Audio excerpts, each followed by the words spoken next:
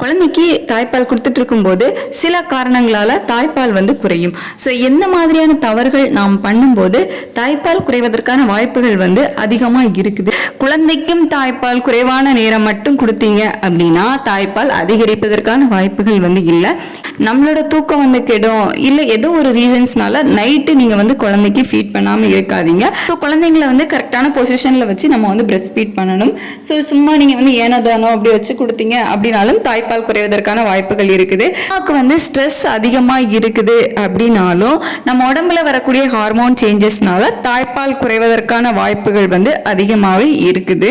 Rest, தூக்கம், அதுக்கப்புறமா நீங்க மைண்டை எந்த அளவு ஃப்ரீயா ரிலாக்ஸ்டா வச்சிருக்கீங்க அப்படிங்கிறத பொறுத்தெல்லாம் உங்களுக்கு தாய்ப்பால் சுரப்பதற்கான வாய்ப்புகள் இருக்கும். உடம்புல நீர்ச்சத்தோட அளவு குறைவாக இருக்குது அப்படிங்கும்போது தாய்ப்பால் அளவு குறைவதற்கான வாய்ப்புகளும் இருக்குது. 6 மாசம் முடிஞ்சதுக்கு அப்புறமா தான் குழந்தைக்கு கொஞ்சம் கொஞ்சமா நம்ம சாலிட் ஃபுட் இன்ட்ரடியூஸ் பண்ணணும். ஸோ அதுக்கு முன்னாடியே நீங்க ஸ்டார்ட் பண்ணிட்டீங்க அப்படின்னா பிரஸ்ட் ஃபீடிங் குறைவதற்கான வாய்ப்புகள் இருக்குது. இல்லாவே ஓனா எந்த ஒரு மெடிசின்ஸ் எடுத்துக்காதீங்க.